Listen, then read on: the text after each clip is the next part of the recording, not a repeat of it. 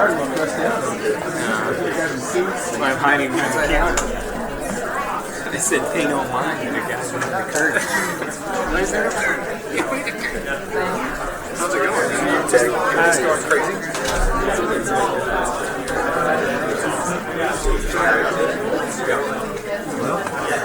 We went with our team and tried to do for a few days.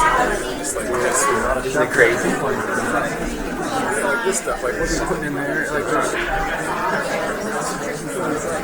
because everyone's on so many different levels and we know it. I'm appreciating it's fair, but like we're thinking in here you're doing like my understanding is basically I can open a document, I can name it, like sure, right? And so as we get down here and we think about things to impact construction, like well, you gotta do something of it sort of like you gotta be a little more it's more than that if we want to impact construction.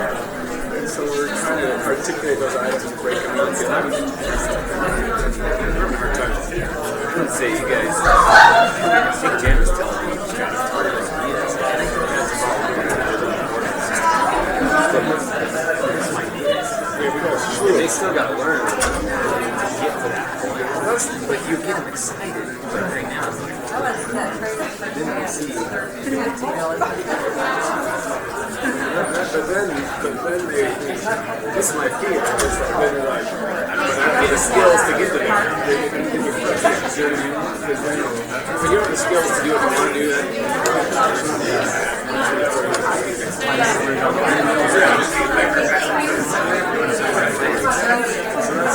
want to avoid that. Those are all anyway. Keep my head above water. Are you doing the presentation report? Like a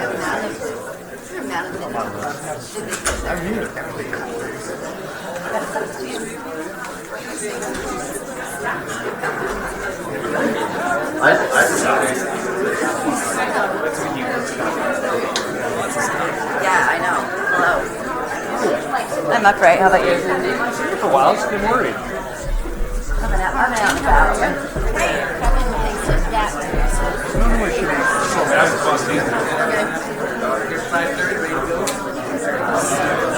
can probably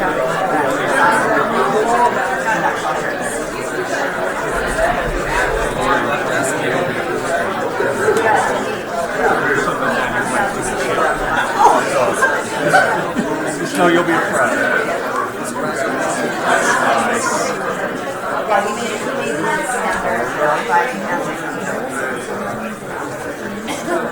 Oh, yes. I know, totally. Yeah, you gotta let it go.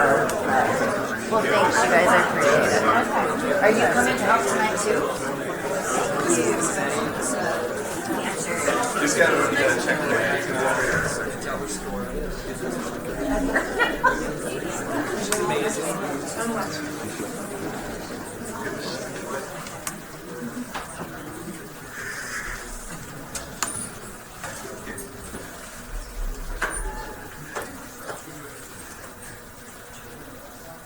You can talk.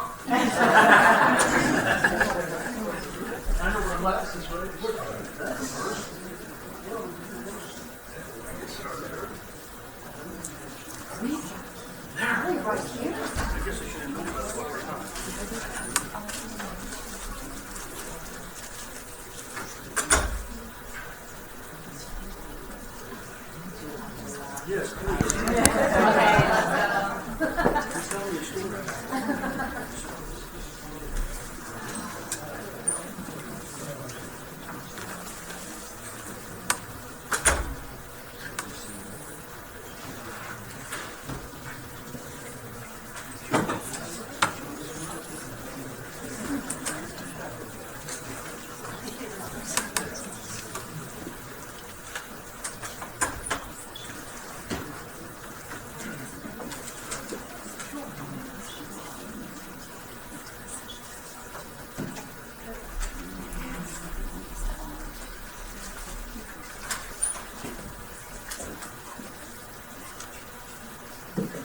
Good evening and welcome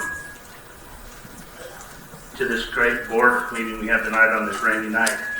It's exciting to see everybody's bright, smiling faces. The agendas are posted around the room. and we don't want to be tardy, so we better get started. We have some great presenters that's going to be that are with us tonight from Pioneer Elementary. And so we will start with a student presentation by Ellie Reed and Keely Rasmussen. After they're done with their, which they will introduce their program, Keely will lead us in the Pledge of Allegiance. Go ahead, girls. Hi, I'm Keely Rasmussen, and I'll be telling Jody's dream told by me. Wrote by me. A girl named Jody had a dream. Her dream was to do trick riding in the rodeo. You may not know what trick riding is. Well, it's where you do tricks on a horse and flip around from side to side when the horse is doing full speed. Well, but her mom thought it was way too dangerous. But one day, she walked down the dirt road to the nearby horse ranch and spotted all the beautiful horses out in the field. As she admired their beauty and a masterpiece of riding, she spotted the perfect horse. That was the one. She knew it.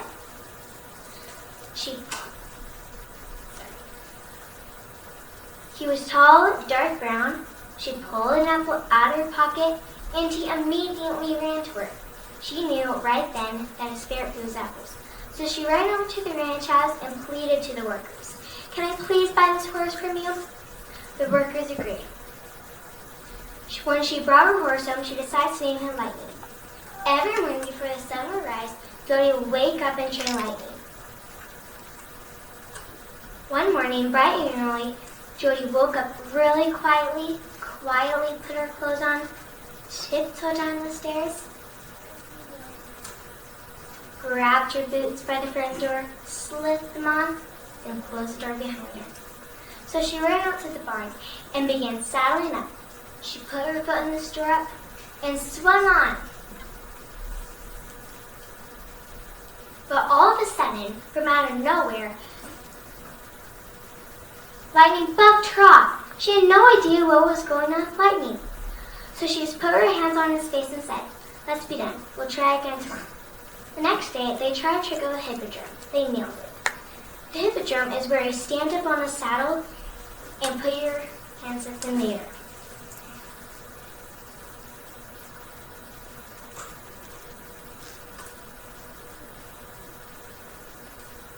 The rodeo was finally here, and Jody and Lightning were ready for it.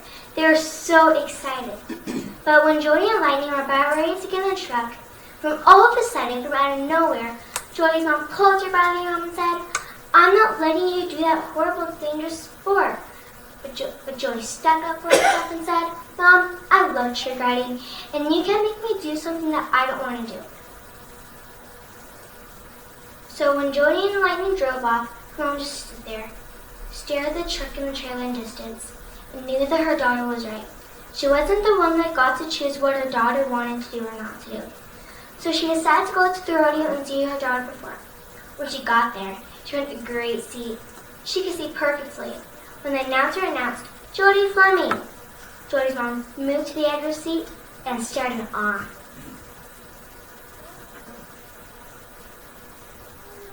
When Jody did her trick, everyone cheered. And her mom yelled, "That's my daughter!"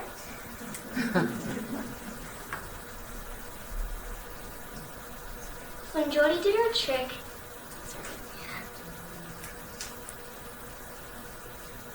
when Jody looked up in the stands and saw her mother, proud tears in her eyes. From that time on, Jody knew her and her daughter would have a great relationship.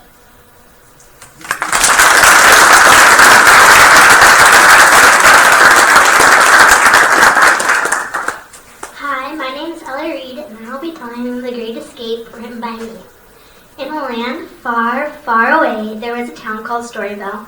Here in Storyville, there was a workshop. Inside the workshop was a machine. This machine made all of the characters that you see in movies and storybooks. One day, when all of the workers were chatting and doing their jobs, the machine started up. They all started to panic and rushed to go turn it off. When out of nowhere, the machine suddenly stopped. They were all silent as they watched the odd little monster climb out of the machine. No, it was a she. No, it was a he. He was short and stubby with one giant big eye. He had bright yellow fluffy fur and two blue and pink striped horns. Billy and Kate, two of the workers, decided to take care of Little Monster. "What should we name him?" said Kate. How about Wally?" said Billy. "Oh yes, I like Wally," cheered Kate. "Wally it is," said Billy. "Let's take him to the section we work," said Kate. "Oh yeah, come on, Wally," shouted Billy. Soon the workers realized Wally was very destructive and curious. He was often found where he was not supposed to be, and he had probably broken something and was trying to fix it. He didn't mean to do it, it just always seemed to happen to him. And he did try to fix it, but he did not do a very good job. Wally had never been out of the workshop, and they never wanted him to, in fear that he might break something really important. One day, Kate and Billy had to leave the workshop to go get Wally more food, because Wally ate a lot of food. So they asked Nebby, one of the workers, if she would watch him. Nebby had a secret that she didn't want anyone to know. She couldn't tie her shoes. So while no one was around, she decided to practice. When Nebby was in deep concentration, Wally managed to sneak out the back door that Kate and Billy had forgotten to lock. While Wally was walking down Main Street, he smelled something in the air.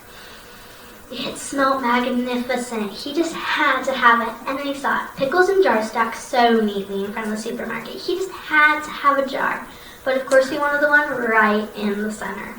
So he walked over and he grabbed it. And then crash, bang, boom, the whole tower fell to the ground. Wally just stood there in shock, staring down at what used to be the pickle jar tower. And then he saw her, the store manager. He started to run. "Hey, did you break this pickle jar tower?" she yelled at Wally, but Wally didn't look back. Wally just kept on running. He realized it was probably time to go back to the workshop. But then he smelled it. It was a sweet candy-like smell. He just had to have it. He looked up and he saw a sign. It said, "Most sensational tasting snow cone you will ever have, this way." So Wally followed him. Every 10 to 12 steps there would be another sign telling him where to go. And then he saw it, the snow cone store. Too bad it was closed, but that didn't stop Wally. He walked over to the door and wiggled the doorknob. To his luck, it was open. People have been forgetting to lock things a lot lately. Before he went in, he made sure no one was looking. And then he went in very sneakishly. He closed the door. And then he saw it, the snow cone machine. He went over to it and found the knob that turned it on. He turned it, but he turned it too hard, and the knob fell right into his hands. He had broke another thing today.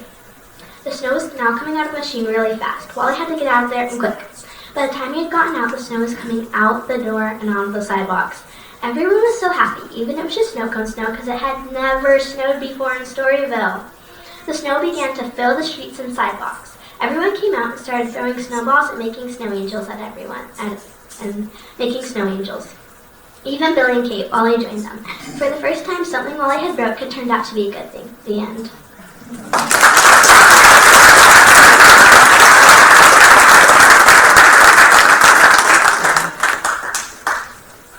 Please stand.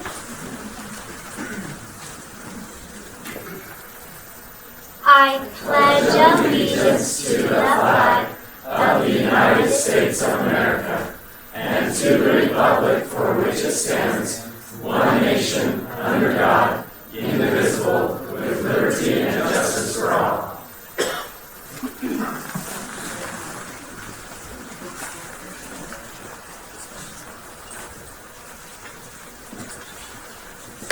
Let's give them girls another hand. I mean, they stood in front of a bunch of adults.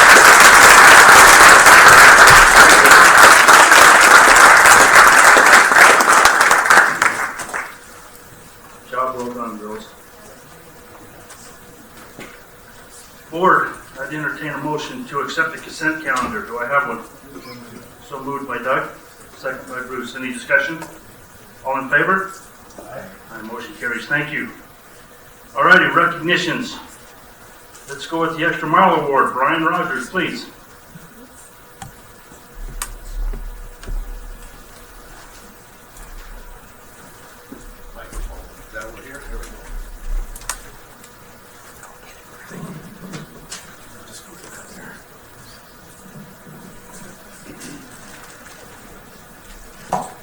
I'm alone up here. Tammy, come on up.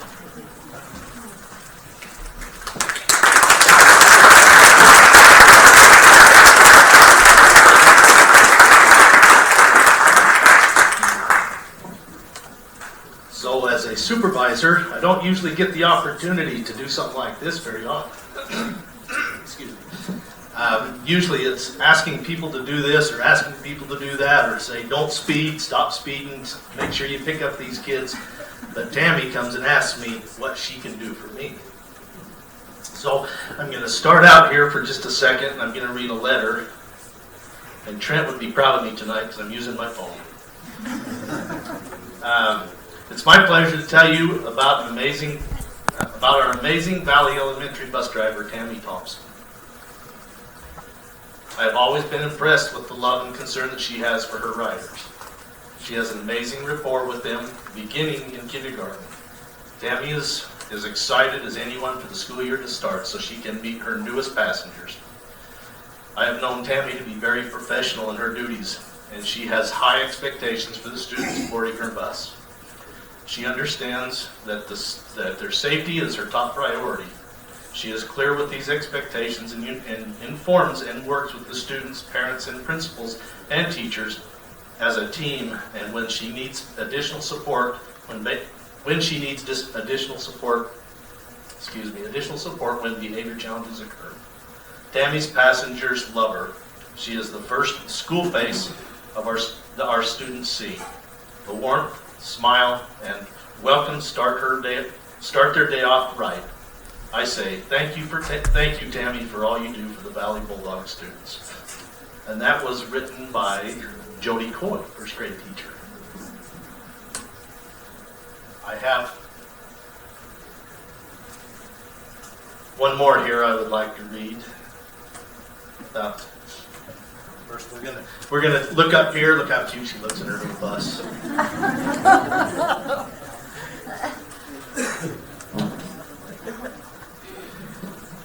These come from the. I'm assuming these come from the teachers. Is that right? Is that okay? Tammy is the kindergarten mama bear. She takes care of all our kindergarten kiddos and teachers. She goes the extra mile to create kindergarten routes and takes time to call each and every nervous parent. She lets them know their children's place and time for the bus pickup and drop off. You are amazing.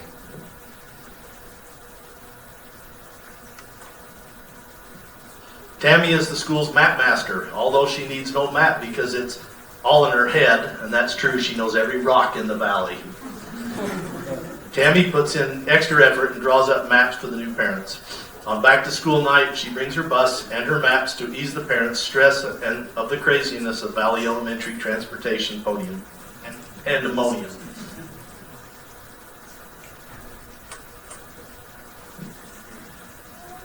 Tammy has the patience of a saint. Tammy not only has to deal with all of our students, but she also has to deal with some not so helpful and impatient parents. Tammy happily puts up with their sarcastic, crazy, and kooky staff. We love you, Tammy. I'm just going to take just a second here. As Tammy's supervisor, she is an incredible lady, and I don't know what we would do without her in the valley. She's on time every day. She keeps her bus clean, and I don't know how you do that in the valley because one trip around the dam and you're done. She's absolutely amazing when it comes to questions with parents and teachers and everything. She's right there to answer. I have another letter from Dave Hales, who equally admires everything you've done for him. It's been many, many years up there. So anyway, I am very honored to stand here and to the board, Superintendent Stevens, present Tammy Thompson to you for the Extra Mile Award. And I'd like you to take just a second, tell them about yourself, and introduce your family.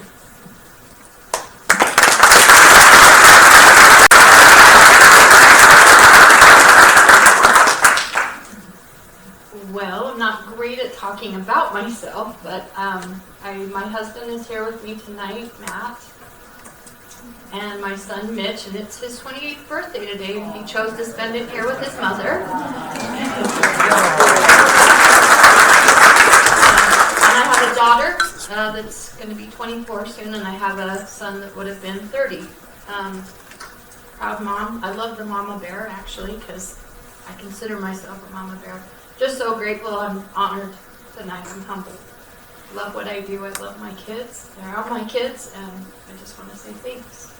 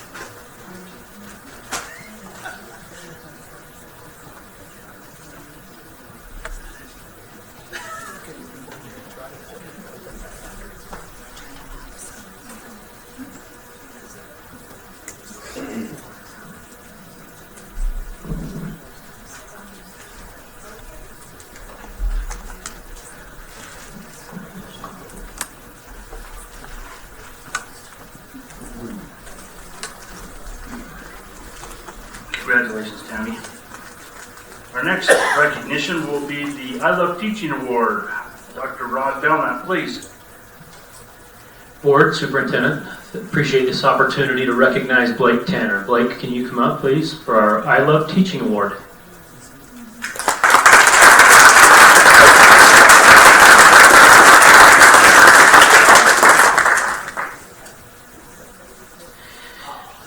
Great to have Blake up here. He's real comfortable. He told me I'm not comfortable talking about myself, and so I'll do it for him for a minute. It's such an honor to have him up here. I had an opportunity to go to Blake's classroom a few weeks ago, and what a great place to be. I mean, the enthusiasm that he shows for teaching and the remarkable respect that his students have for him, it was such an honor. And I couldn't get him out of my head afterwards, so we wrote a letter saying that feeling like he should be honored for, I'm sorry, let me just get back in the direction here. You put that back up, sorry. To recognize him for the I Love Teaching Award.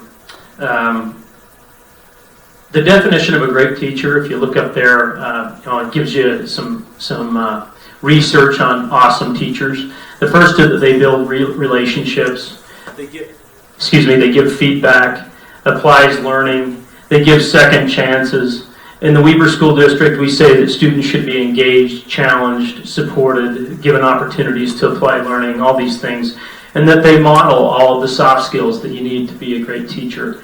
And as I go through this presentation, I think you'll see that that's precisely what Blake's all about. Matt Patterson, his principal there at Orion Junior High School, said you can't help but smiling and enjoy being in Mr. Tanner's classroom, as it is full of teaching energy, passion, is creative and visionary, his positive attitude and excitement for the day with kids, and takes an interest in them. He truly enjoys teaching and being at the school every day. I have asked students from time to time during lunch which teacher they admire the most, and Mr. Tanner's name comes up over and over again. He's always looking to improve his own teaching abilities and share them with others. John Donnelly, the CTE coordinator over Project Lead the Way, said Blake Tanner is such a powerful teacher. He loves all of his students, and he has such a passion for what he teaches. You cannot help but get excited to learn. Every day, he brings tons of energy to his classes. When I observed him teaching, every student was engaged in his lesson. Think back to engagement, how important that is. And they were excited to start working on his assignments. You can see some of the fun projects that Blake creates.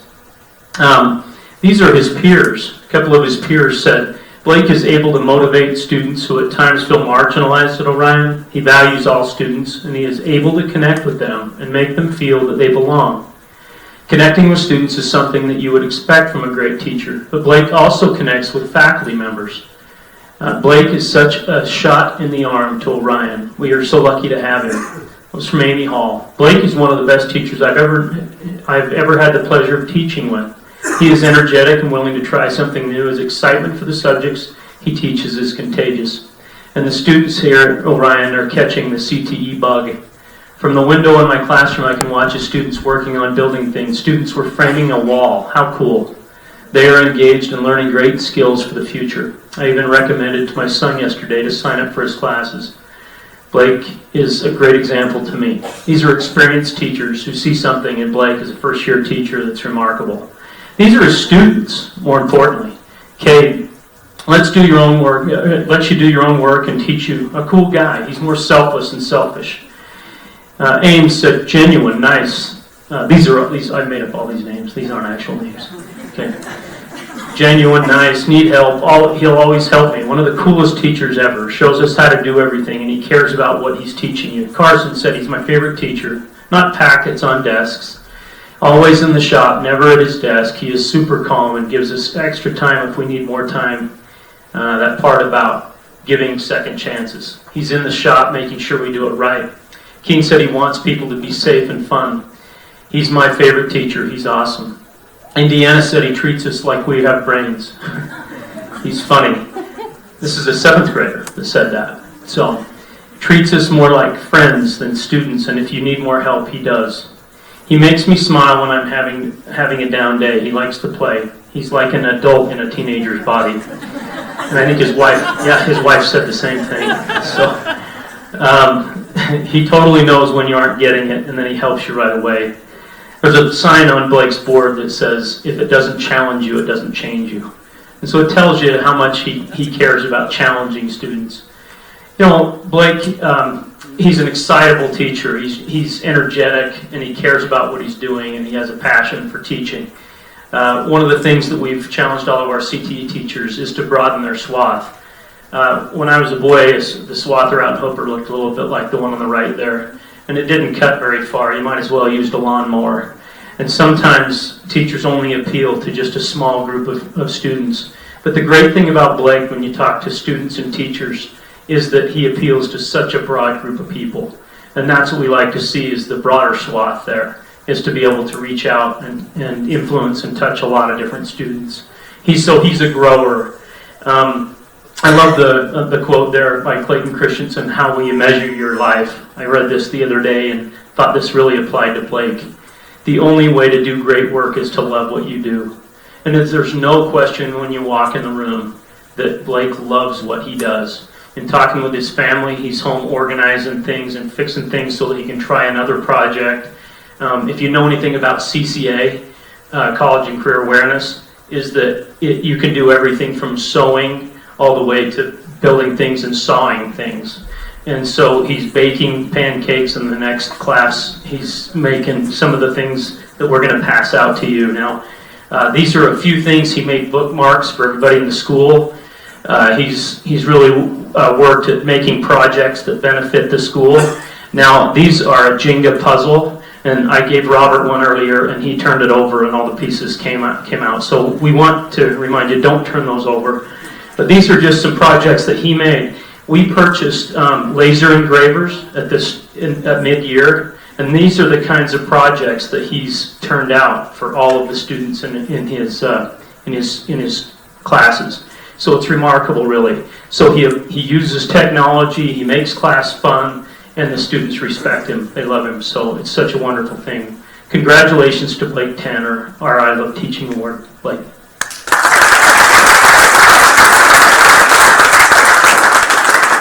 I'll let him introduce his family. Good, I don't have to talk about me. It's funny, right? I'm a teacher. I love teaching, not talking about myself. All right, so I have my wife, Abigail, and then I don't know where our kid went. Oh, Grandpa has him. That's my dad and my mom, Pat and Jolene Tanner. They just moved up from California, decided to get to a better state. And I don't know, big influence. My mom, she owned her own daycare for 30 years. So he was asking me what got me into teaching, and I was like, I don't know. I've just been around people who've taught my whole life.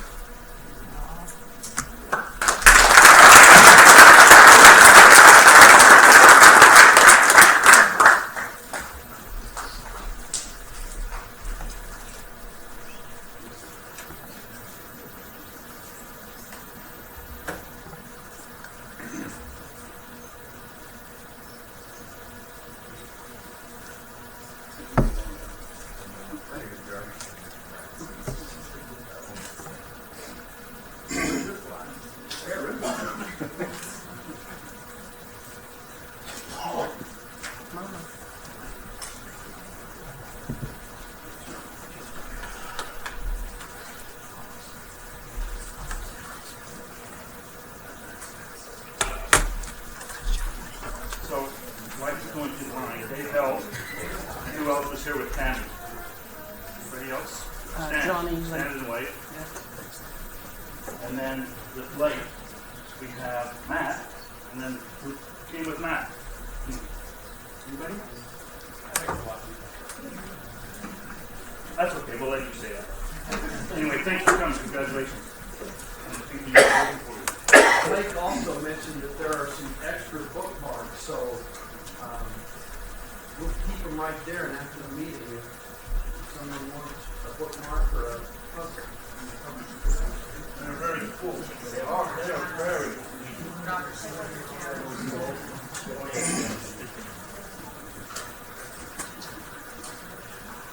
We do have the greatest teachers, don't we? And staff and principal and, of course, kids. So thank you to the staff and everybody who nominated our Extra Mile Award and I Love Teaching Award. Those who would like to leave, you're more than welcome to at this time if you'd like to. Otherwise, we're going to move on to a great presentation. It's Project Roar. It's presented by Mr. Kurt Schwalberg from Roy High. Please, Kurt.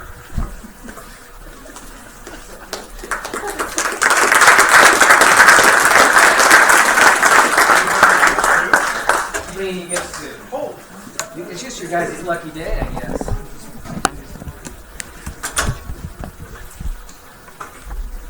I was going to hold it to the end, but since you brought it up, we're going to Start with them. There we go. So first of all, Tammy and Blake, congratulations to you. It's fun to see these wonderful and amazing advocates for students and being honored for their great work they do.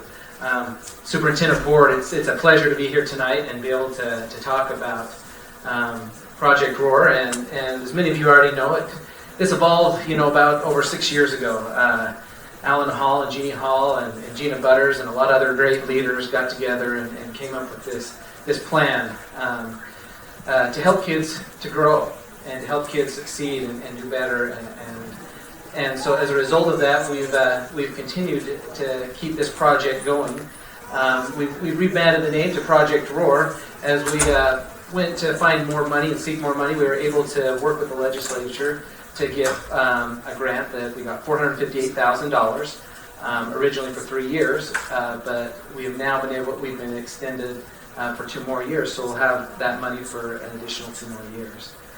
And to start off with, I just want to say that in the Roy Cone, I know the cones, all cones are great in our district. We got great cones, but there's just really something special here in the Roy Cone. And I don't know how to explain it other than to tell you that it's special. And I can tell you why it's special in part. Number one, it's because of the kids. The kids are just special. They come with great ambitions and great desires to want to succeed and to do great things. But with that, they have the support of wonderful educators, wonderful administrators, wonderful teachers, wonderful personnel, and it's everybody across the board that works with these kids to make them successful, down to a wonderful community of Roy City and West Haven and part of Hooper that work together with us to make sure that we're helping these kids to reach their fullest potential. As part of this project, we're in a coalition. I have to, just give a shout out to some wonderful people that are doing awesome things along with that, and that's Matt Williams, Diane Rockwit, and Jennifer Christensen. They're kind of our key leader team that is doing a lot of the heavy lifting, and I appreciate them and all the wonderful things that they're doing. So moving on, as we look at this, what ROAR stands for is reaching out and achieving results. Like I said, we want to make sure that we have results. We're result oriented. We want to be able to give to the legislature the proof that, hey, this is what we're doing. We're working really hard, and things are great. Things are happening, but we wanted to make sure that we have these results. As part of that, we call it 7 for 11, and what that means is we have 7 outcomes that we're working on for 11 schools. We kind of coined it 7-Eleven after 7-Eleven. We thought maybe we better not because that's their franchise name. But so it's 7 for 11. What our main principles are is that children in our kindergarten ready to succeed in their school. 3rd grade proficiency in reading and math. 8th grade proficiency in reading and math. Students are mentally and physically healthy and ready to go. Students graduate from high school, but not just graduate from high school. We're pushing them on to career-oriented fields as well as college. And students will be prepared for whatever career may come their way. So those are the 7 principles that we work on. We've gone out, we've created, we originally started with about 7 partners when we started this, and as you can see, we've increased immensely with our partners, and we even have some sub-partners that we've reached out to, because we realized very quickly that we could not do it alone, that we needed the support and help from a lot of great places and great people. So just talking about those 7 outcomes, the first one is getting our kids ready even before they start kindergarten. So what we've done is we've put together some kindergarten transition plans. We've done kindergarten roundups, which is normal, but we've also these pre-kinder camps where we've invited students in the summer to come and work with the teachers there and to get some early onset things to help them to be successful as they move up and move into kindergarten. As you can look at it, we pulled a little data here for you. You can kind of see this is just a couple of our elementaries. You've got Freedom Elementary and Roy Elementary, and you can kind of see the comparison between the two in literacy and numeracy. You can see a great jump in those kids who participated in the kinder camp compared to those who did not. And especially in literacy, math not a huge jump, but especially in literacy at both schools. You can also see as we compared it with DIVL's scores and as well as absenteeism. That's one of our main preferences. Is we feel like we can't get our kids, in order to teach kids, we got to get them to school.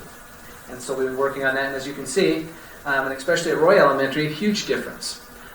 In that first quarter, those who participated, they only had 0.83 absences, so less than 1 day that those students were absent, so a big compared to the counterpart of 1.8. So some really good things going on and some really good successes with that early on. Now jumping into our next one, we have targeted objectives with focusing on that proficiency in reading and math.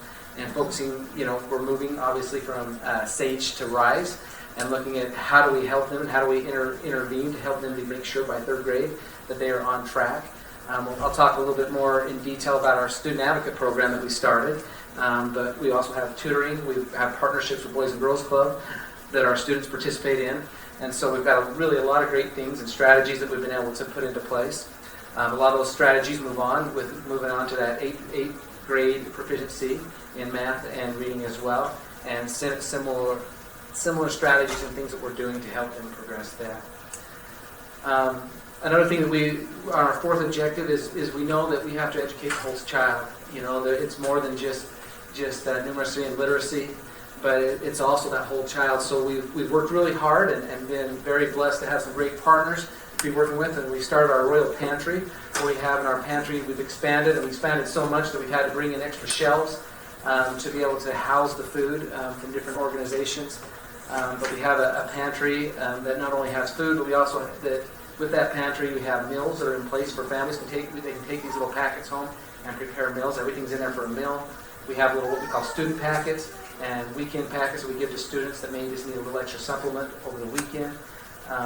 And we also have clothing and other things that are available for students that need it, as well as just your toiletries and other things as well. So we've really expanded that. We're expanding now into a couple of our elementaries. We have what we call closets, where it's just a little bit smaller, but we have food and we have other things even in our elementaries. So it's more readily accessible for those students that may need it.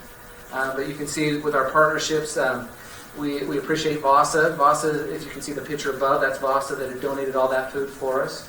And then the wood below was donated to us, and that's what we're building our new shelves with to house those. And we're really excited about how we're going to project that into not just a food pantry, but a resource center for parents to be able to come and we're looking forward to some mental health support down the road.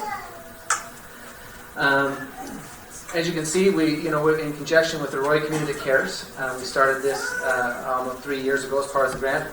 One of the things that we've been working on is increasing well-being amongst the families. And we started a family dinner night in conjunction with Royce City and partnered with them. And the first year we did it, we fed about 300 dinners to 400 dinners to 500 dinners, and we could have every year we keep up in it, and we think, should we do more? Should we do more? And every year more shows up. But it's a great time. One of the slogans, the family that eats together stays together, and so that was kind of the slogan that former mayor of Royce City kind of framed that saying that goes along with it. So great things going on there. As you can see, the next is to graduate from high school. And so back when the Roy Cohn Project was going, as you can see on the top, that those were our initial target rates. Back in 2015, we started out at 72%. We thought, if we could just get up to 75%, that would be fantastic. If we could just get up to 77 and going forward. But here's how it worked out. Our actual rates were, in 2015, not only did we surpass that by almost 10%, we were at 84%. 2016, 89%. 2017, 90%. And currently, this last year, we were 93%. So phenomenal things. And even with that, a couple of things that I just wanted to point out to you, just to be more specific. That's 19%, that we've had in just a short time. But even more importantly, we want to look at subgroups. It's not just it's overall. Our Latino and Hispanic group, they increased graduation by 37% over this time, as well as our socioeconomically disadvantaged students by 20%. So, along with that, a lot of great things have been happening. As far as our graduation rates and things there. Post-secondary, as you can see, getting our students in college application week, we had 88% of our students participate in that. And as you look at the graph over there, 37% of those students would be first-time college students. So we're really excited about giving them some availability and some things to further on their education.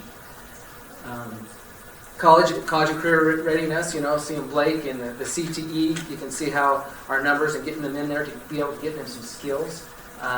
We realize, and as long with Ogden Weaver, you can see how we've grown there. With back in 15, 16, we had 80 students up to 135 students now that are currently attending the OWTC. So part of what we did, we've had to realign some things. We've been working on really hard to clarify relationships, improve lines of communication, redefining, things with our Community That Cares program, rebranding with Boys and Girls Club, LSI, some of our other partners, using a framework of Strive Together, aligning with United Way, who is the other grantees. We are actually the only one that is not associated with the United Way. Or in a school district, as far as just Boys at Home that's doing this. So a little bit different than the others. Joining Promise Partnerships and Regional Council. As part of that, like we said, we've been working with streamlining with our family and youth advocate program. So with our student advocates, one of the things we realize is that those students who struggle need a lot of extra support. So each of our elementaries have been able to get student advocates in there to help support them, and mainly with attendance and academic needs. And so, as you can see, it's mainly a tier 2 program to help those students succeed and help them to ultimately to get to that point where they graduate, and then obviously to move on to that next level of college or whatever, or maybe it's another occupational that requires a skill that we can help them to get that through maybe a training through OWTC or other avenues. This just shows you kind of the roadmap. We've been working really hard. We've been systematic in training our advocates on what to do and how to do it and how to come about their jobs.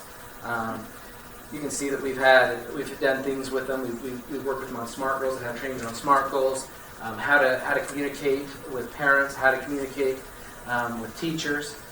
So they can better support those students. We've worked really hard with like Boys and Girls Club and others to be able to come up with, this is a contract we have with them that they might be able to work with the Boys and Girls Club and to be able to get some extra tutoring and stuff outside of the school hours. So we're excited about those things. Like we said, attendance is one of our big issues and something that we continue to work on. As you can see over the years, how we've had a dramatic change and how we define chronic absenteeism is missing more than 10 days in 1 year.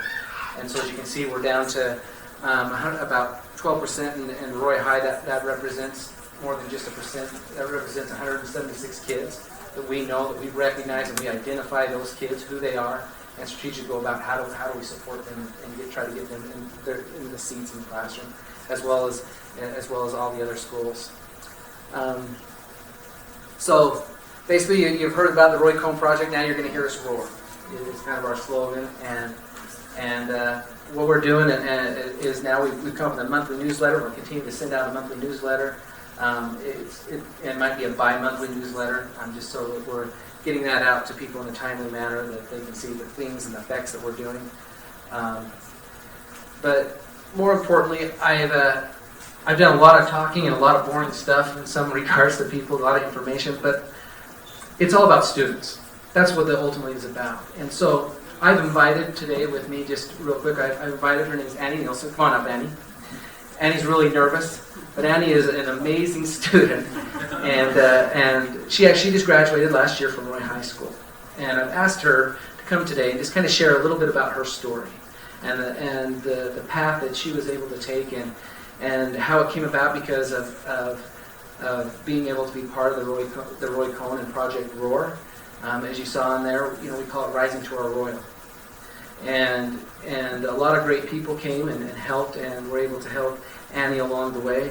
But obviously, it's Annie who did all the work, and we're so excited to hear Annie's story. So, okay, so he's right. I'm really nervous. So if I shake or cry, I'm sorry. So I wrote down a couple of things I wanted to focus on, because my story could go for a long time, and we're here just to hear about the highlights. So, hi, I'm Annie. So I graduated in Roy High last year.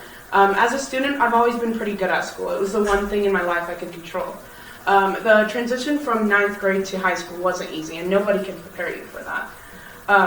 During 10th grade year, my life began going downhill at an alarming rate. I went through some rough patches, and halfway through my second quarter, I started skipping school.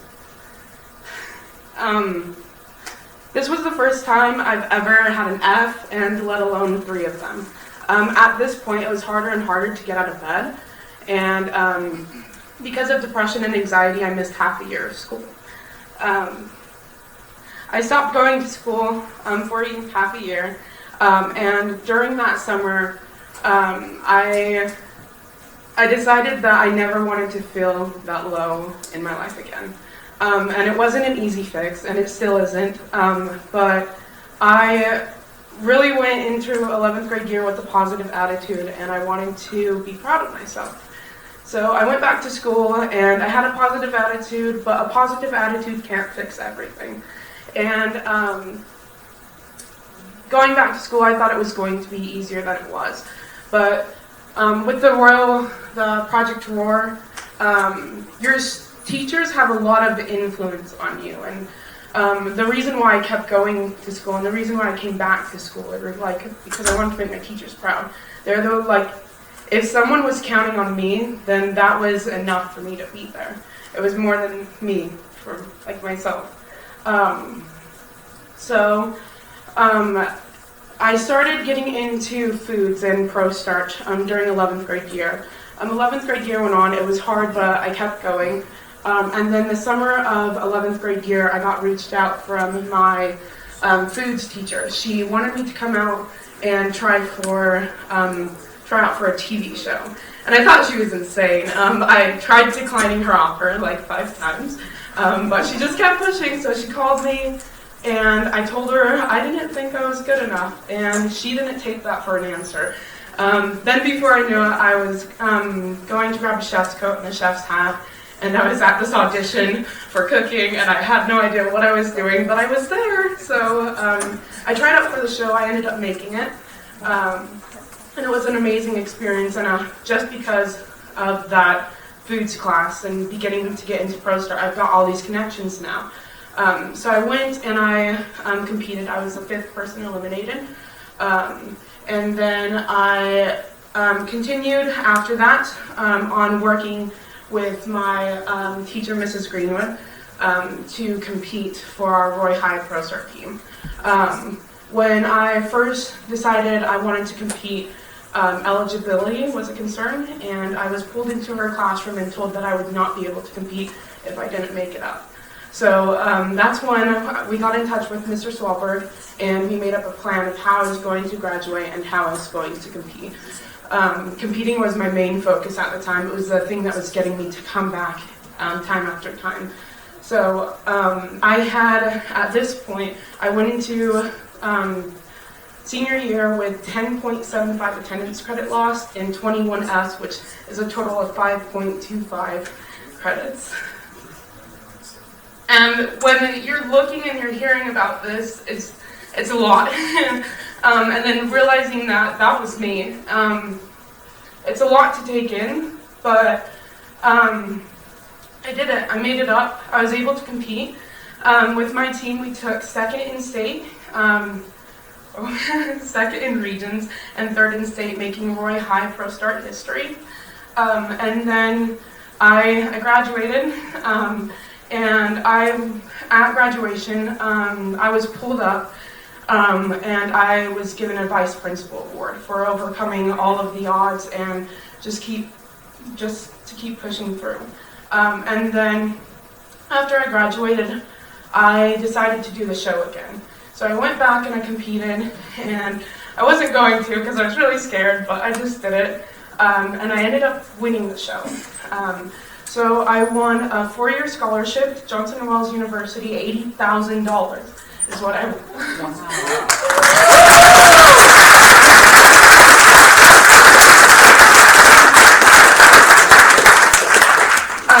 So when I look back on like 10th grade year and things like that, I didn't realize that my past self, or then my self, was going to affect my future. I never looked into college because I never thought college was going to be for me. But I'm going this fall to Johnson & Wales University in Denver. But the whole thing to the story is, without those teachers and without the people who were supporting me, I wouldn't be where I am today. And I wouldn't know about the career path. I've always loved cooking, but it was never something I took seriously. So getting to be a student and getting to be in these positions where my teachers care about me. There is a sign in a teacher. She was with me every year of high school, and she was the one teacher who's seen everything that I went through. Her name is Mrs. Townsend, and there's a sign, or on her whiteboard she wrote, "I care about who you're becoming." And that was the one thing that just kept me going, because if somebody cared about who I was becoming, maybe I could care about who I'm becoming. But it's an honor to be here today, and thank you for listening to my story, and thank you, Swalberg, for inviting me. But yeah, thank you.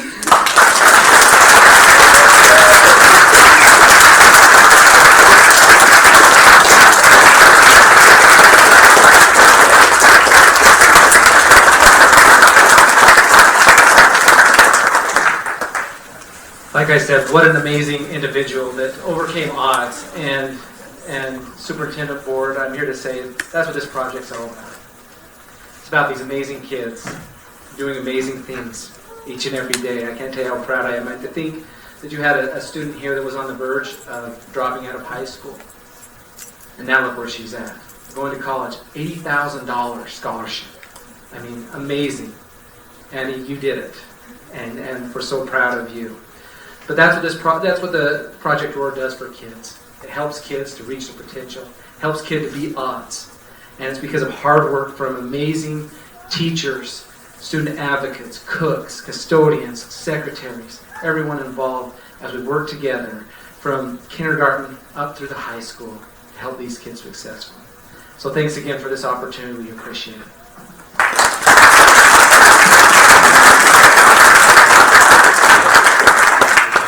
If I could, please just have those involved. I mean, I was a small portion of this, but Mr. Moore, Mr. Williams, all those involved that he announced, please stand just for a minute, please. Everybody that's involved in the Roar. Gina, all of you that's involved. This is amazing.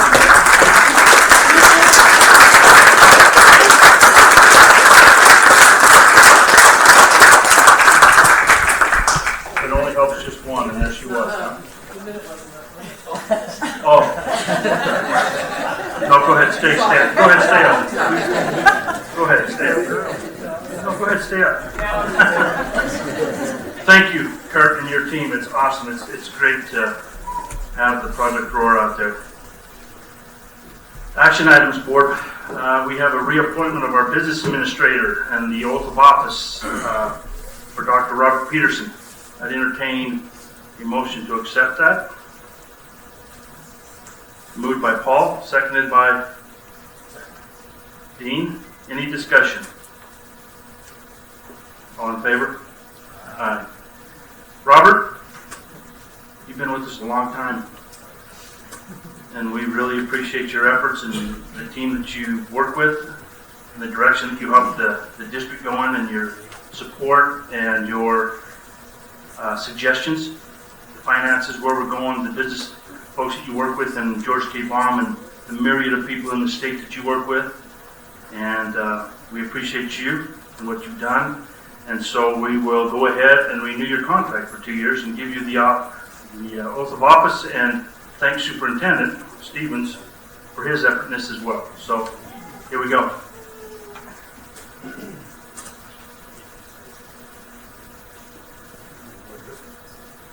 I don't want no slouch.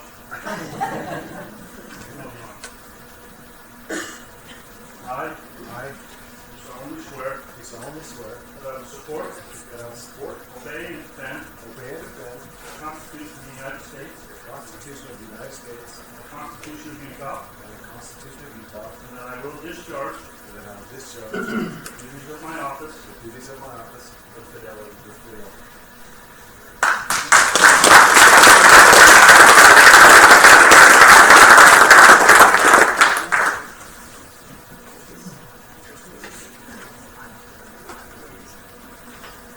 It's an honor and a pleasure to have great people such as Robert and our administrators, superintendent, all those that help our kids get an education.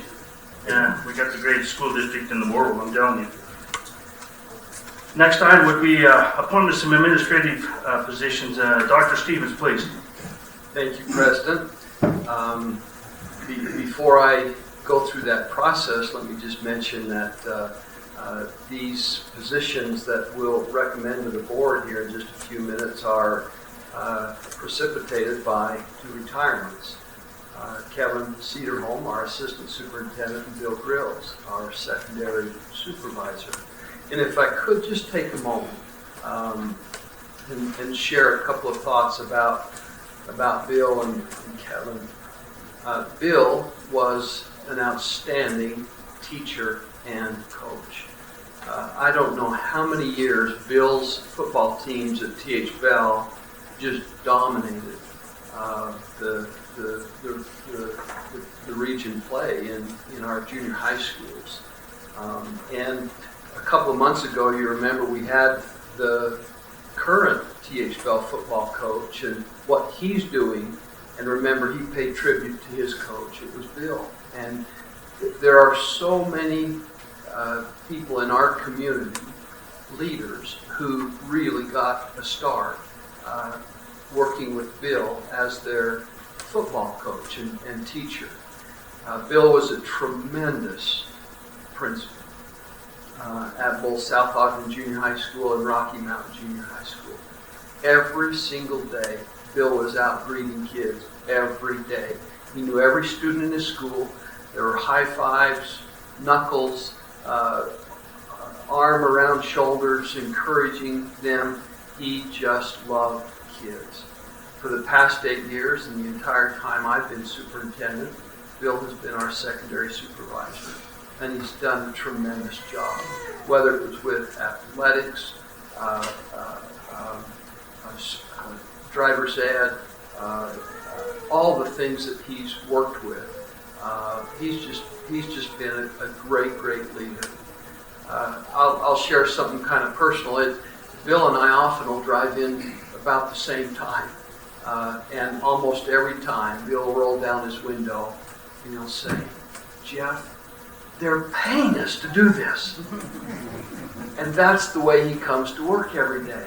He loves what he does, and that comes across in everything he does, every person he works with. Bill, we owe you a lot, and congratulations on a fantastic career.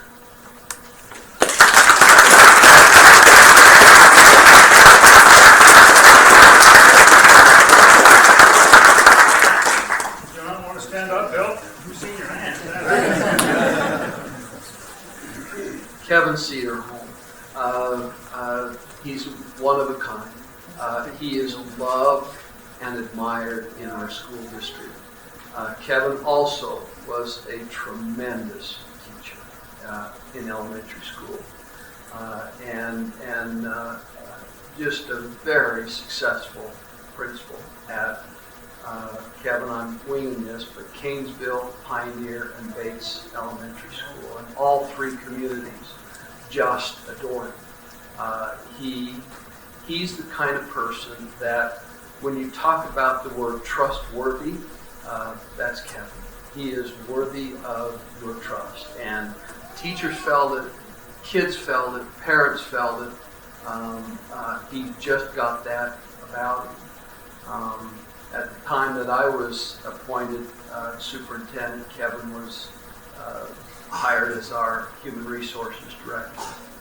And I'm going to tell you that Kevin has transformed the way human resources works in our school district. Whether you're talking about mentoring, that whole program, or recruiting teachers and the channels that he's opened up with so many colleges and universities. We've gone through a period of tremendous teacher shortage, not just statewide, but nationwide. But I'm here to tell you, Weber School District has been largely immune to that. Not completely, but largely immune. We haven't felt it the way other school districts in the state, certainly across the nation have. And a lot of that is Kevin. Work that he did to recruit and retain through the mentoring program. These last 2.5 years, he's worked closely with me as an assistant superintendent, and I'm going to miss him. He's kind of been that rock and that source of advice and wisdom and counsel that I've always felt like I could turn to. Kevin, you'll be missed in the school district.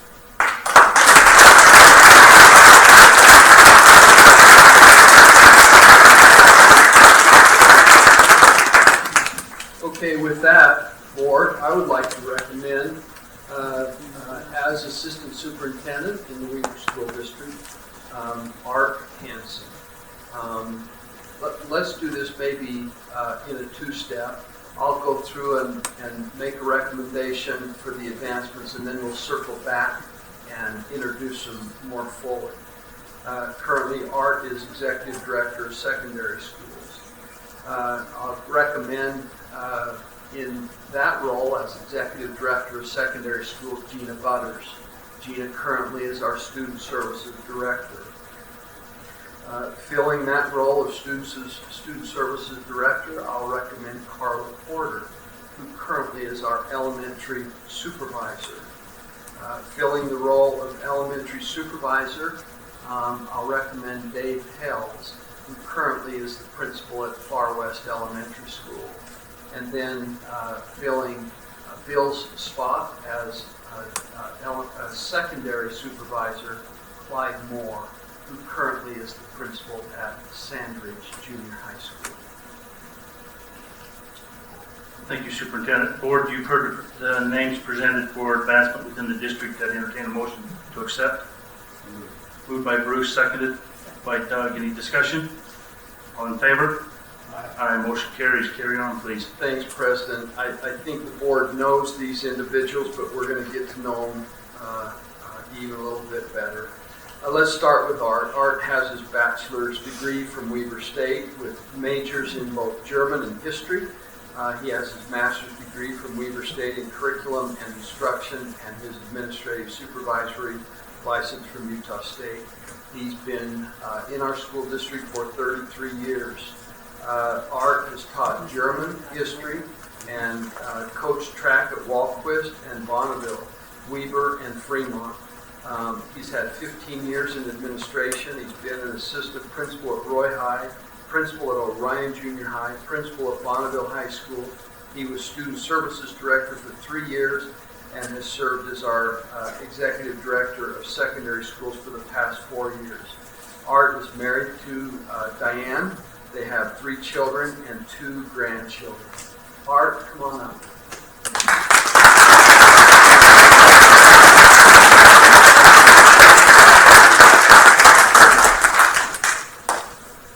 You want to introduce who's here? Do we have a microphone? Board, Superintendent Stevens, thank you so much for this opportunity. I'm humbled. This is always a hard meeting for me every year when I see my friends and colleagues retiring, which creates this opportunity and opportunities for my colleagues and friends here. But I do have to echo what Dr. Stevens says about my good friend Bill Drills back there. For the last 4 years, I've had the wonderful opportunity to come into work every day with the most passionate and caring person, and we have just felt it our duty to just serve our wonderful administrators and our secondary administrators. And the presentation we just had from the Roy Cohn project, I mean, that's just, we're about seeing our kids all the way up through graduation, and our administrators are doing such a good job. And board, I can assure you that we have great leaders for years to come, and they're the best. And so I'm going to be sad to lose my friend Bill from working with him every day, but he'll still be around. And Kevin Cedarholm, I cannot say enough about Kevin. He's a great mentor to me. He's so wise, and he can just say things in a way that helps me understand.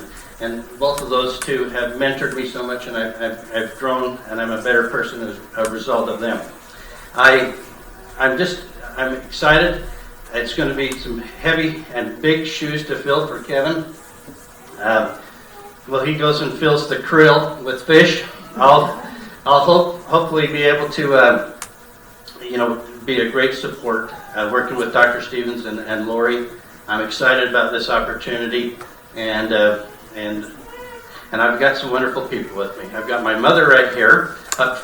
She sat here. My wife has to get out of here early. She's got another obligation, so she hid in the back.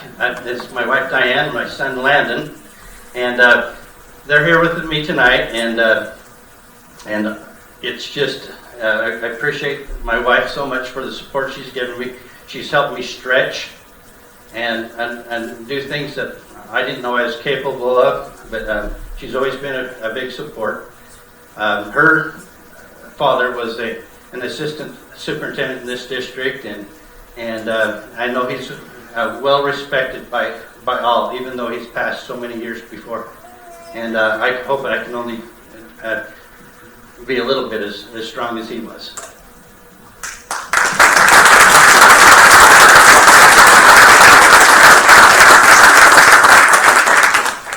When Art began his career, I taught right across the hall from him at Walker's Junior High School, and it would be neat to be right next door. Gina, come on up, please. Gina graduated.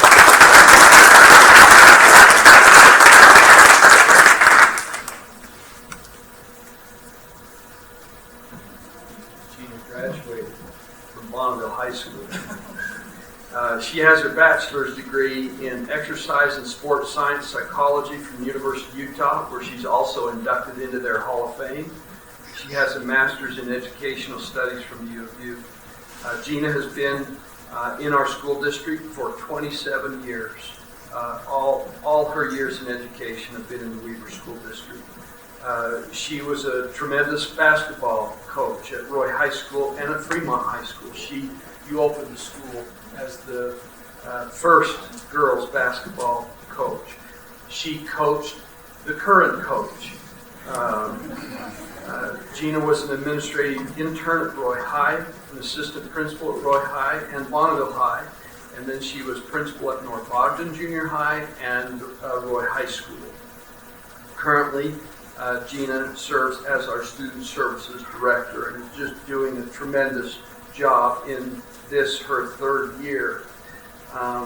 Family includes a wonderful mother, a black lab, and 2 golden retrievers, and she is the favorite aunt to 3 nephews and 3 nieces. Thank you, Dr. Stevens. Great board. I'm very humbled by this opportunity. It's going to stretch me, and I'm going to work really hard to support and inspire and serve our administrators and our great teachers. Annie, you're the reason I get up every day and come to my job. Kids like you that inspire me, and so how lucky am I that I get to work a little bit more closely with the kids and teachers and support staff in the secondary, the administrators in the secondary schools.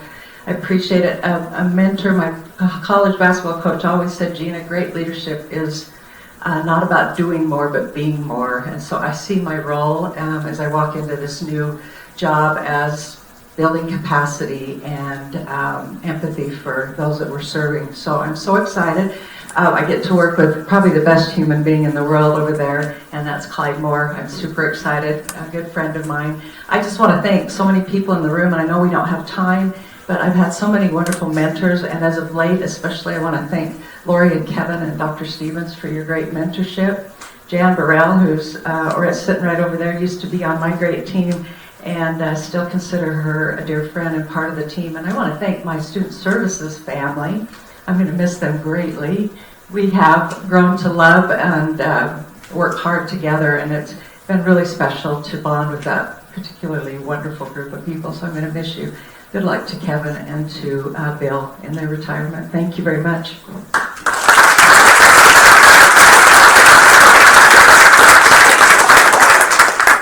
Wherever Gina has served, she's excelled and she's influenced and impacted people. Dr. Stevens, Gina, I forgot my wonderful parents. please. I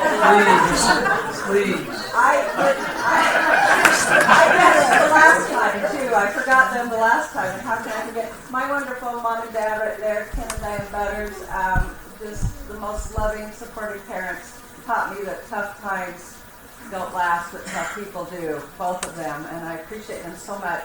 And my dear friend Kathy Pusey, and I'm reminded of her wonderful mother's face, who was a dear mentor to me. She's fighting Alzheimer's, and she inspires me every day. I've got so much inspiration around me. I just want to thank you all, and thanks, Mom and Dad. I love you dearly.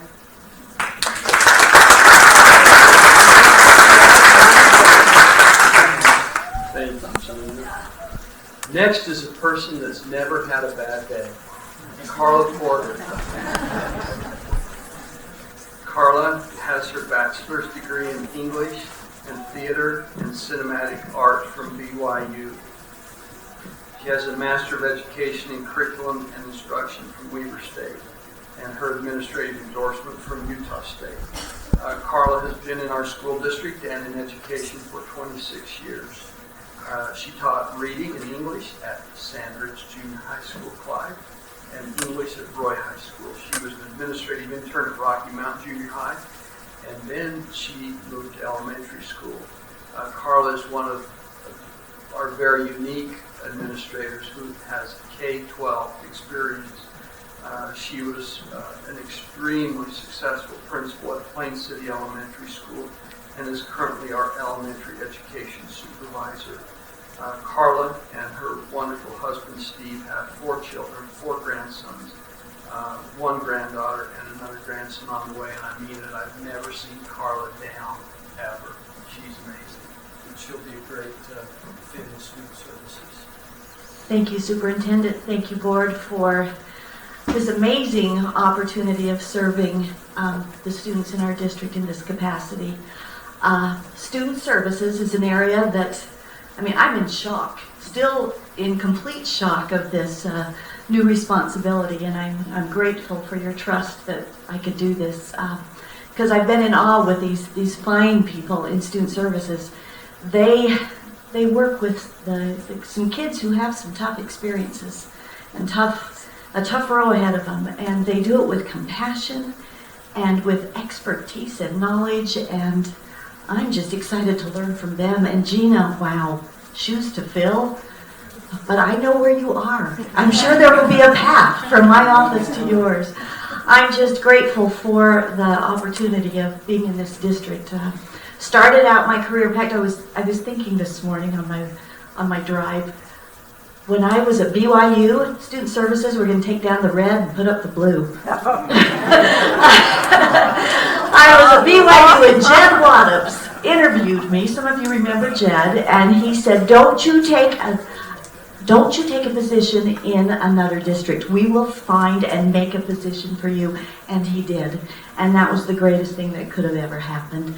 I loved my teaching opportunities that I had, and then served with Craig Jessup. What a kind soul. And then Bill Grills, my heavens, you just put on your bootstraps and ran every day. And you learned about leadership. And then to have Mike Skeen come to me and say, "Hey, we want you in elementary." I thought, what an opportunity. And the first time I walked around Plain City and watched elementary teachers, how do you do this? I had one prep. You have like 5, and you do it so well. And loved the warm embracing of all of these elementary people. Then to have Cammie pick me up. Cammie and Roxy, what a fun 4 years. Where did it go, Cammie? What a great opportunity to work with my sweet, wonderful elementary friends. And I'm just excited for this. I'm not leaving, it's just in a different capacity. And so I'm excited for that. On this front row, you see my support team. Well, look at these grandkids who have sat through this whole meeting.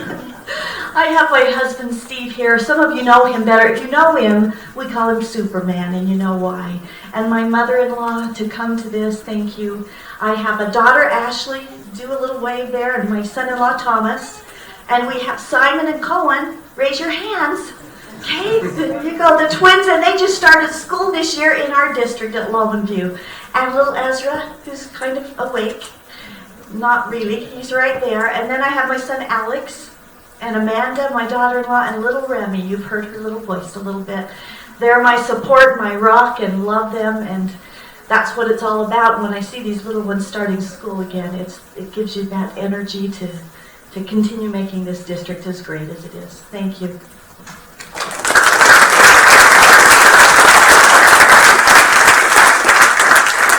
Grandma's going to buy a treat tonight.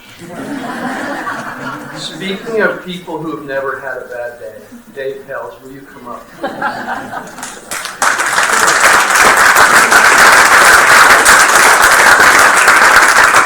Boy, if you want a thrill, visit Dave's school, because you don't need to ask where he is. You'll hear him coming down the hall. He's singing. He's happy, he's cheerful, and he is a great leader. Dave has his bachelor's degree in elementary education from Weber State, his master's in curriculum and instruction also from Weber State, and his administrative endorsement from Utah State. Dave also has been in education, all in Weber School District, for 27 years. Dave was a tremendous elementary teacher at Hooper and municipal elementary schools.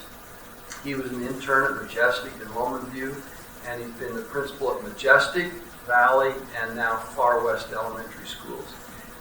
Dave and his wife Mindy have a son and daughter-in-law and 2 daughters. Dave. Superintendent, Mr. Ritchie, it has been my great fortune to spend my years so far in the Weber School District. I'm also a product of Weber School District. I went to Valley View Elementary and Roy High. And my wife went to Weber, and all of my children have attended schools in the school district as well. So we are a product of the goodness that this school district can produce. I have to smile. I feel very young in this role. I have been a principal a long time and have loved every single day. Today, as I made an announcement to the faculty, I have to admit I'm a little bit of an emotional fellow, and the thought of maybe not spending every day in the school system in terms of the elementary world in the office of the elementary school, it affected me more than I had anticipated. But I am very happy tonight, because when I walked in the door, I saw all of my dear friends and colleagues sitting here, all of these other elementary principals, and so the greatest honor that will be mine is to continue to work alongside those good friends that I've sat by for so many years in the meetings. especially to work alongside my very dear friend Cammie, and to try to fill shoes that are gigantic that Carla has left. So thank you so much for the opportunity. I found that it was hard to find my family tonight. They've all going different directions, but I found two of them. I have my beautiful Mindy, wave your hand, and my daughter who just returned from California, little Emily. And so, in fact, Emily and Amanda, both my daughters, are working on getting into the teaching program to be elementary school teachers. So thank you for the opportunity. I look forward to the responsibilities of the future.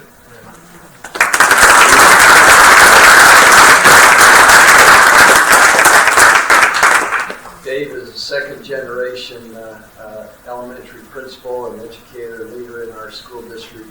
Dave's dad, many of you remember Malloy Hells, and Malloy and I served as principals together when I was principal at the Old South Junior High. Malloy was principal at Marlon Hills, and we shared a boiler system together, and that was always fun and unique. But anyway, please say hi to your mom and dad as well. Clyde Moore. Come on up, Clyde.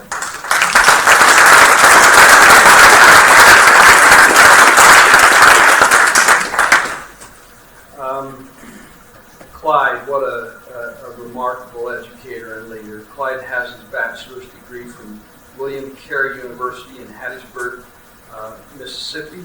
His master's degree in counseling from the University of Phoenix, and his administrative certificate from USU. Clyde also is inducted into, is it William Carey? Clyde recently was inducted into the William Carey Hall of Fame. So in secondary, we've got 2 Hall of Famers. Isn't that marvelous? Clyde has had 26 years in education, 5 in the Weaver School District. That was a great find for us. He was a teacher and coach for 6 years in Mississippi. And he worked in Ogden School District as a teacher, coach, and administrator in junior high and high school. He was an assistant principal at Roy High for 3 years, and he's been principal at Sandridge for the past 2 years. Clyde and his wife Carrie have a son Trevor, a daughter and son-in-law, and a granddaughter, and one granddaughter, Marley Joel, and Nana and Papa. Dr. Stevens, board, I appreciate and I'm grateful for this honor, and I thank you for this opportunity to, first of all, work in this district, and then to have this opportunity to be a secondary supervisor. So I'm honored. I also want to thank Bill Grills. Bill is kind of the reason why I came to the Weaver District. He approached me, and I guess I can say that now, Bill, right? You're retired, you won't get in trouble anymore. But Bill, I knew Bill. We had a mutual friend that helped me coach when I was coaching over in the Ogden District, and so I met Bill that way. But I was talking to Bill about the decision. It was kind of scary because of the unknown. But one thing that stuck with me when I spoke with Bill, he said, if you come to the Weaver District, it's going to be the best district you'll ever work in, and that's been true. This is a great district. I'm going to miss. Kurt got up, did a great presentation with the Roy Cone and the ROAR project. And once you work in that situation, in that project, and work with students and see those students have success, you feel like you always will be a part of that project, and I will be. I'm moving across town a little bit away from the community over there, but I'll always be connected and support the effort that these great leaders are doing right here with that project, because it's pretty special. And we heard the story of that tonight. There's many more stories out there like that. So it's a great thing, and I'm honored to be a part of that. I'm a little, like Dave said earlier, I met with my staff today as well, and kind of had to break the news to them. And it was probably the saddest, longest day of my professional career. Just because all day long I'm working with my great teachers. We had a CLT training today, and I'm having lunch with them, and I really couldn't. I was sworn to secrecy. So I was told that if I let the rabbit out of the hat too soon, I might not have a position. So I didn't dare say anything. But it was, and then we had a meeting at the end of school today, and it was hard because you build those special relationships, and you see those teachers and leaders and everybody, custodians, coaches, and everyone in the building just digging in and doing what's best for kids and giving kids opportunity to be successful. I'm a support to that now. I won't be working in a school every day, but I hope they all know throughout the district and especially in the Roy Cone area that I'm always there to support you and I'll be there for you. So again, I'm grateful for this opportunity. I'd like to introduce my family because if I don't have a ride home. My wife, Carrie, my daughter, Addison, and Addison is an educator as well. My son, Trevor, and I think he had to leave, okay, had to get to work. He was here earlier. My Nana and Papa, I call them Nana and Papa because they're my mother-in-law and my father-in-law, but they treat me like a son. So it's just my parents. And then I got a nephew over there, Easton. So anyway, my wife is like, I think Art said, without her I wouldn't be here today. And I appreciate her support and I'm honored again for it. And Superintendent Stevens, thank you.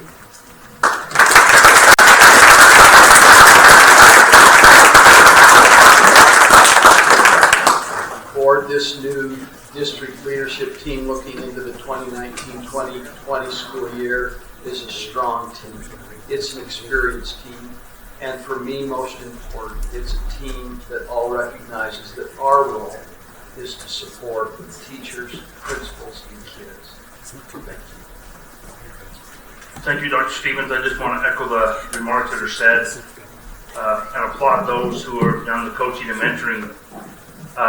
Billy and Kevin, you're going to be greatly missed, and we'll be able to see you a little bit between now and then and at Maddox for dinner, but still losing that knowledge and expertise and friendship is going to be a huge void. And so thank you for your dedication to the school district. At the same time, thank you for your mentorship from the top down to those who are replacing the slots that have been created. We're excited for your change and for those who are going to take your positions as we move forward. And the foresight's always our kids, so we thank you. We thank you. So job well done again. Board, the next item on our agenda will be a Policy 4370 revision of graduation requirements on a second reading. Jennifer Warren, please.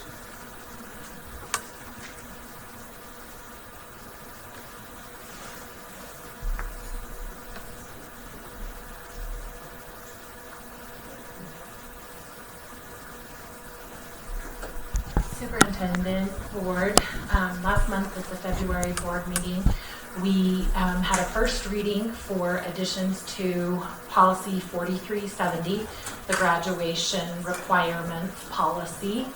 The additions that were proposed were to be in alignment with Utah State Board of Education administrative rule, and the additions allow for students with significant cognitive disabilities to be awarded an alternate diploma.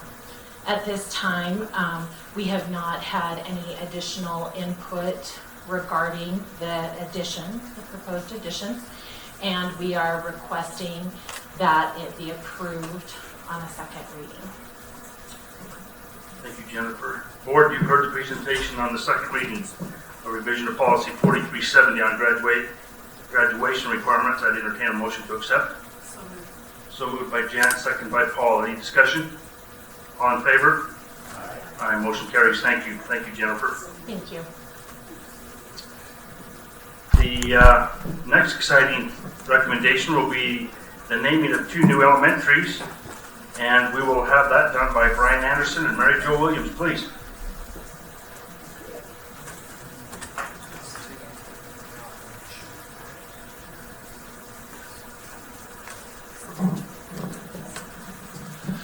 Two months ago, the two of us were announced as new principals of these new buildings, which was a humbling experience. And we were first tasked with the challenge to get a committee together from the communities that were be entering those buildings and get 2 names to suggest to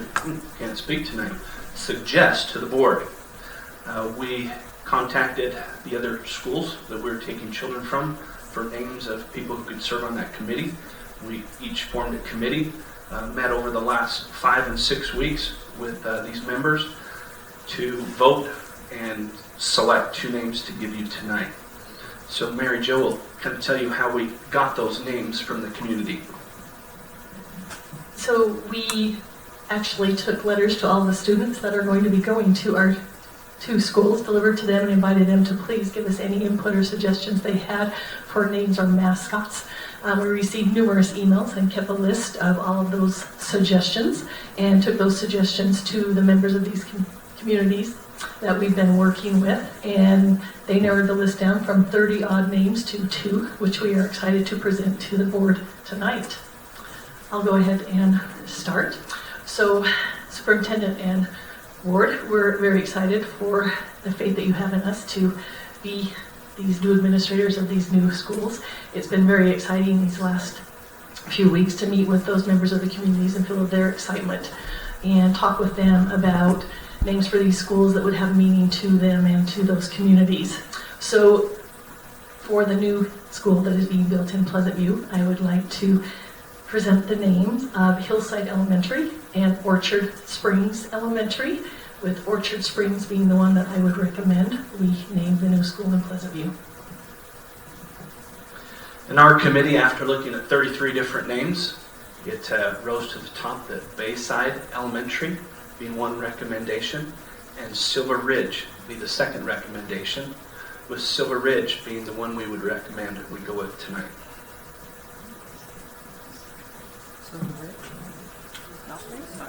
Board, any further recommendations on the naming of the 2 new schools?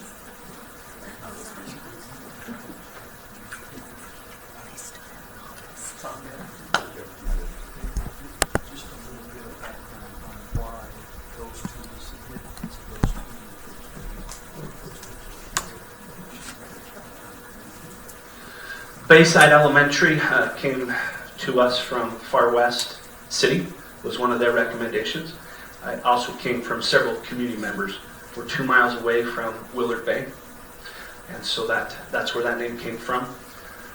The second name, Silver Ridge, came from the fact that if you look out of the northeast window on the 2nd floor of this beautiful building, you have an incredible view of Ben Lomond Peak and Willard Peak. And then if you go out the front door, you can also see the Promontory Mountains. So in the evening or in the morning, depending on which mountain range you're looking at, they take on this silver glow. So our 2 names, Hillside Elementary, if you know where the new school is going to be built, it is kind of on the hillside, taken out of the hillside there. A lot of dirt, I understand, to build it there. So that's where Hillside came from. Orchard Springs, in the history of Pleasant View, that area used to be covered with orchards, and in talking to people who have lived there, there are a number of springs that run underground. In fact, there's one in the corner of where the school is being built, which could be the reason why we're a little behind schedule. So based off of that and the discussions with the community members, they felt strongly that that would be a good representation, hold meaning for the members of that community. So by way of clarification, both the names that you're recommending came from these committees. That's their top recommendation. Is that correct? That's correct. Thank you for the clarification. Board, you've heard the names of Orchard Springs for the Pleasant View site and Silver Ridge for the Bermuda area, now having new names. I'd entertain a motion to accept. Paul? Second by Bruce. Any discussion? I think they're fabulous names. I think that you've got a great foundation to build off of between mascots and colors and get those kids involved. All in favor? Aye. Motion carries. Go to work.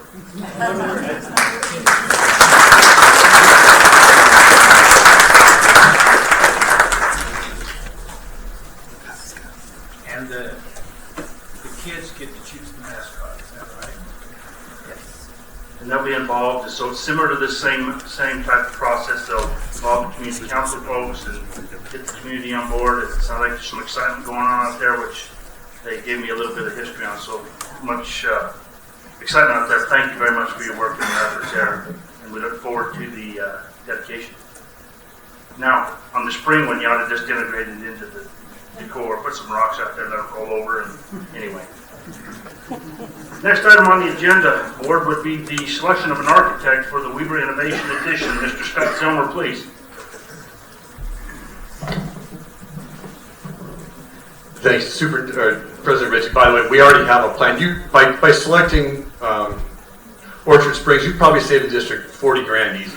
Because we had to figure out how to fix that hole in the hill. Now we're just going to put some rocks and a couple of apple trees, put up a sign, we're good to go. So yeah. Anyway, so we are truly excited for that. And I think those are great choices. You guys have been sitting for so long. I want to just take a minute. I was going to tell Kevin I love him, and tell Billy to sing the fight song, those kinds of things. But I guess we won't do that. So anyway, hey, we sent an RFP for proposals for architects to design our addition to the Weber Innovation High School. And that went out. We had 5 architectural firms submit plans to us. The Capital Improvement Committee was represented, as well as Hal Raymond from the school was there. And I got to tell you, this was a unique process for us. We've had a number of architects design amazing buildings for our district. And we really were concerned, I personally was concerned about how we would separate out our relationships with these individuals that we work with every day. And so Christina Cotter, my secretary right hand, took the time to actually make every one of the proposals anonymous. And so she went through and took all of those things out. And so our intent was to truly pick a design based on the design itself and not who they came from. And so we did that. We had a committee look at that, and it was shockingly, it was unanimous. And then we looked at who that design came from, and it was a group that we've worked with previously that's currently doing Roy Junior High School and saving us a ton of money, by the way. We were really excited about what they're doing. But that was Design West Architects is the architectural firm that we've selected. I didn't bring pictures because I'm waiting to see how it all works out, but we'll have some beautiful pictures for you. It's going to be a great addition. Weber Innovation High School is a special place, and we think that this addition will really enhance the educational opportunities for students there. So, board, we would recommend that Design West Architects be selected as the group to design and prepare our Weber Innovation High School edition. Board, you've heard Mr. Zomer's presentation and recommendation of Design West. I entertain a motion to accept. Doug, second by Paul. Any discussion? Thanks to the committee members that helped from the board. All in favor? Aye. Motion carries. Thank you. Thank you, Scott. We've come to the end of our agenda. Some of you thought we never would, but thank you very much to our great staff and all their efforts, to Claire and everybody else, and for all of you for sticking it out. Be safe going home. You're the greatest school board you'll ever be at. Be safe. Have a good day. Oh, I better ask a motion to close. Okay, by Bruce, seconded by Paul. All in favor? Thank you. Yeah, let's just. Oops, sorry. Let's just trash it. You